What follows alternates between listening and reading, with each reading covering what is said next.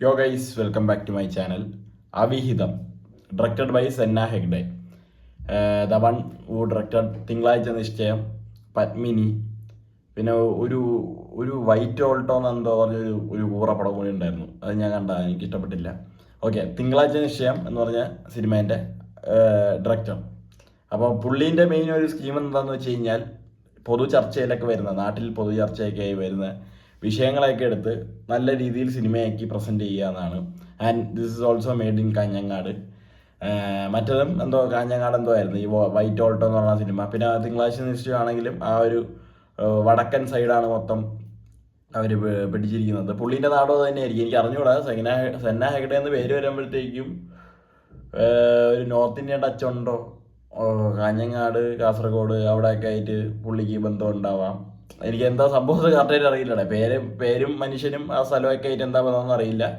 കാഞ്ഞങ്ങാടാണ് സ്ഥലം. ഇതിൽ അഭിനയിച്ചിരിക്കുന്നവർ സത്യം പറഞ്ഞാൽ 2 പേരെ എനിക്കറിയുള്ളൂ. ഒന്ന് നമ്മുടെ ഇതിൽ എന്താണ് അയ്യോ മറിമായത്തിലൊക്കെ ഉള്ള മറ്റേ ചേട്ടൻ ഉണ്ണി രാജ എന്ന് പറഞ്ഞ ആ ചേട്ടൻ. പിന്നീടുള്ളതാണെങ്കിൽ നമ്മുടെ വിനീത് ചാക്യാർ എന്ന് പറഞ്ഞ നമ്മുടെ അയാം കാതലൻ, സൂപ്പർ ഷർണിയയിലെ അർജുൻ റെഡ്ഡി, അതന്നെ ആ പുള്ളി, ആ മച്ചാൻ, നമ്മുടെ പെപ്പേനെ വെച്ച് പടമൊക്കെ എടുത്തിട്ടുണ്ട് ആ മച്ചാൻ, വിനീത് പ്രോ, പിന്നെ ഉണ്ണി രാജ. ഇവർ 2 പേരും മാത്രമേ എനിക്ക് സിനിമയിൽ കണ്ടു പരിചയമുള്ളൂ. ബാക്കിയുള്ളവരെല്ലാവരും പുതുമുഖങ്ങൾ ആയിരുന്നു എന്നാണ് എൻ്റെ വിശ്വാസം. അല്ലെങ്കിൽ അവർ വല്ല നാടക തിയേറ്ററിലൊക്കെ ഉണ്ടായിരുന്ന ആൾക്കാരായിരിക്കും, അങ്ങനെയൊക്കെ സിനിമയിലോട്ട് പുള്ളി കൊണ്ടുവന്നായിരിക്കാം. ബാക്കി മിക്കതും പുതുമുഖങ്ങൾ തന്നെയായിരുന്നു. ഞാൻ വേറെ ആരും അങ്ങനെ എനിക്ക് കണ്ടുപരിചയമായിട്ടുള്ള വേറെ ആരും ഉണ്ടായിരുന്നില്ല, ടു ബി ഓണസ്റ്റ്. അപ്പോൾ അഭിനയിച്ചിരിക്കുന്നവർ അമ്മിണി ചന്ദ്രാലയം, അനീഷ് ചെമ്മരത്തി, രഞ്ജി കൻകോൾ, ബീന കൊടകാട്, ധനേഷ് കൊലിയാത്, വൃന്ദ മേനോൻ, വിജീഷ നിലേശ്വർ, മുകേഷ് OMR, ഉണ്ണികൃഷ്ണൻ പരപ്പ, അജിത് പുന്നാട്, പർവണ രാജ്, വിസ്മയ ശശികുമാർ, രാകേഷ് ഉഷാർ. ഇത്രയും പേരുടെ പേരുണ്ട്. അതിലിപ്പോൾ ആരാണെന്ന് കറക്റ്റ് എനിക്ക് പറഞ്ഞു തരാൻ അറിഞ്ഞുകൂടാ. ഇതിൽ IMDbയിൽ ഫോട്ടോസ് പോലും വെച്ചിട്ടില്ല.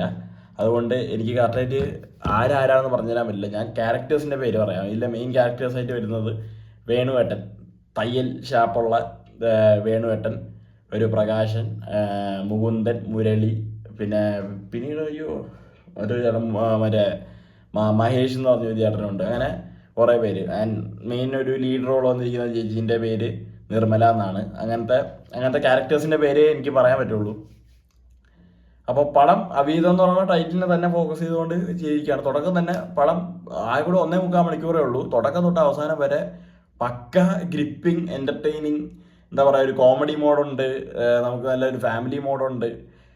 എന്നാൽ ഇനി എന്താവും, അടുത്ത എന്താണ് സംഭവിക്കാൻ പോയെന്ന് പറഞ്ഞ് നമ്മളിങ്ങനെ കാത്തിരിക്കുന്ന എഡ്ജ് ഓഫ് ദ സീറ്റ് ഉണ്ട്. അങ്ങനത്തെ പല തരത്തിലുള്ള ഇതും ഇമോഷൻസും നമുക്ക് പ്രേക്ഷകർക്ക് വന്നു പോകുന്ന സംഭവം ഇതിൽ ഒപ്പിച്ചു വെച്ചിട്ടുണ്ട്.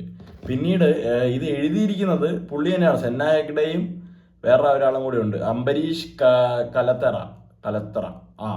ഇവർ 2 പേരും കൂടിയാണ് സ്ക്രീൻ പ്ലേ എഴുതിയിരിക്കുന്നത്. പിന്നെ പ്രൊഡ്യൂസ് ചെയ്തിരിക്കുന്നവർ കുറേ പേരുണ്ട്. അതിലൊരാൾ സെന്ന ഹെഗ്ഡെയും കൂടിയാണ്, മുകേഷ് ആർ മേത്ത. ഞാൻ പേരെവിടെ കേട്ടി, E4 എൻ്റർടൈൻമെൻറ്റ് മച്ചാൻ ഈ സിനിമയെ ഡിസ്ട്രിബ്യൂട്ടും പ്രൊഡക്ഷനും ചെയ്തിട്ടുണ്ടെന്നാണ് എൻ്റെ വിശ്വാസം. സിനിമാറ്റോഗ്രാഫി ബൈ ശ്രീരാജ് രവീന്ദ്രൻ, രമേശ് മാത്യൂസ്, 2 പേരുണ്ട്. മ്യൂസിക് ബൈ ശ്രീരാഗ് സജി, പിന്നെ എഡിറ്റഡ് ബൈ സനത്ത് ശിവരാജ്. അങ്ങനെ കുറേ പേര്. Creative director Sreeraj Raveendran. Okay, അപ്പോൾ ഇത്രയും പേരൊക്കെ ഇതിൽ വർക്ക് ചെയ്തിട്ടുണ്ട്.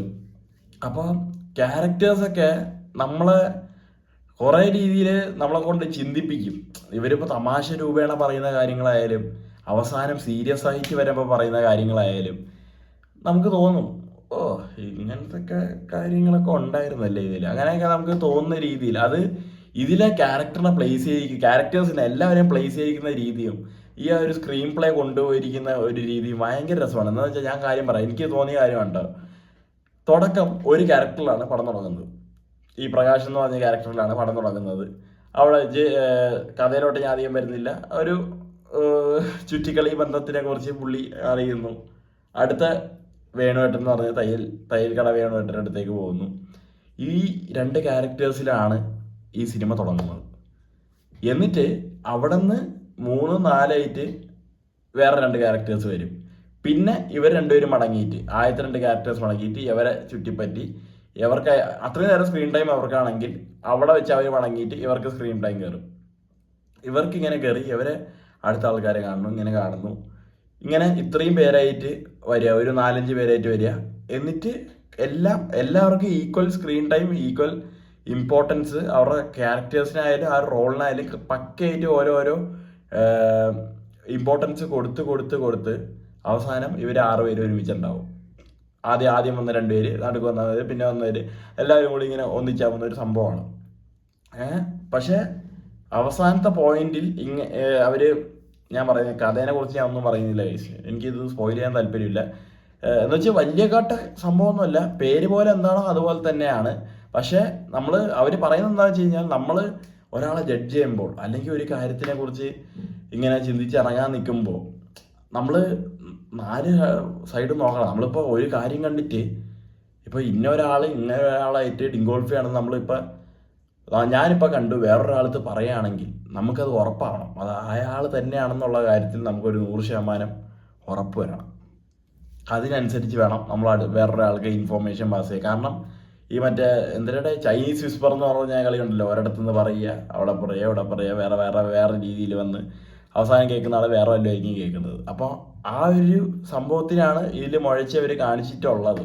ഇപ്പോൾ നമ്മൾ ഗോസിപ്പടിയൊക്കെ എല്ലാവരും ഉള്ളത് തന്നെയാണ്. ഇപ്പം അയൽവക്ക അമ്മമാർ ഇപ്പോൾ വെറുതെ എന്താ പറയുക, ക്ലബിൻ്റെ മുമ്പിൽ, ചായക്കടേൻ്റെ മുമ്പിലൊക്കെ ചുമ്മാ കുറ്റിയടിച്ചിരുന്ന് ഓരോ കഥ പറഞ്ഞുണ്ടാക്കുന്ന അപ്പാപ്പന്മാർ ഇങ്ങനെയൊക്കെ ഉണ്ടാവും. പക്ഷേ എൻ്റെ ഒരു തോന്നലാണ്, എനിക്കറിയാവുന്ന ഒരു കാര്യമാണ്, ഇതൊക്കെ ഒരു ഫ്രണ്ട്സ് ഗ്രൂപ്പിൻ്റെ ഇടയിലേ കാണത്തുള്ളൂ. അങ്ങനെ ആയിരിക്കാം, ചിലപ്പോൾ അതൊന്നും പുറത്തോട്ട് പോയില്ലായിരിക്കാം. ചിലവരൊക്കെ ഇപ്പോൾ ഞാനും അത്യാവശ്യം ഗോസിപ്പ് പഠിക്കാറുണ്ട്. ഞാനും കുറച്ച് എന്താ പറയുക, നമ്മുടെ ഒരു കംഫർട്ട് സോണിൽ നമ്മൾ എന്തെങ്കിലുമൊക്കെ പറയും. അത് പക്ഷെ അവിടെ തീരും. നമ്മൾ പിന്നീടുള്ള അതൊന്നും സീരിയസ് ആയിട്ടോ അതോ വേറൊരു രീതിയിലോ ആയിരിക്കില്ല പറയുക. പക്ഷേ സീരിയസ് ആയിട്ട് പറയേണ്ട കാര്യങ്ങൾ അത് നമ്മൾ ഉറപ്പ് വരുത്തിയിട്ട് വേണം ബാക്കിയുള്ളവരോടത്ത് പറയാൻ.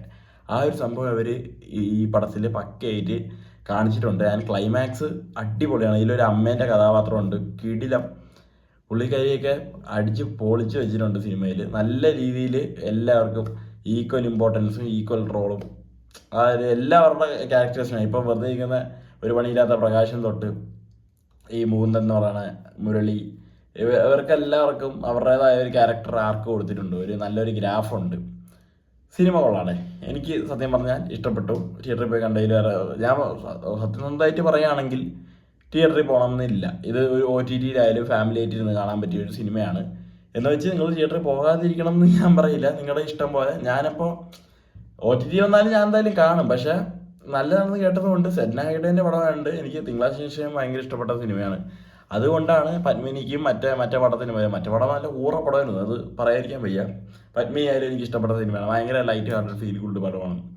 ഇതും എനിക്ക് സത്യം പറഞ്ഞാൽ ഇഷ്ടപ്പെട്ടു. ഇതാണ് ഇത്ര എനിക്ക് ഈ സിനിമയെ കുറിച്ച് പറയാനുള്ളൂ. എൻ്റെ ഒരു അഭിപ്രായമായിട്ട് മാത്രം കണക്കാക്കിയത്. നിങ്ങൾ സിനിമ കണ്ടിട്ട് തീരുമാനിക്കുക. നല്ല രീതിയിൽ നല്ല ഒരു 1.25 മണിക്കൂർ നല്ല രീതിയിൽ നമുക്ക് ഇരുന്ന് കാണാൻ പറ്റിയ സിനിമയാണ് എന്നാണ് എനിക്ക് പേഴ്സണലി തോന്നിയത്. അപ്പോൾ ദാറ്റ്സ് ഓൾ. Bye bye.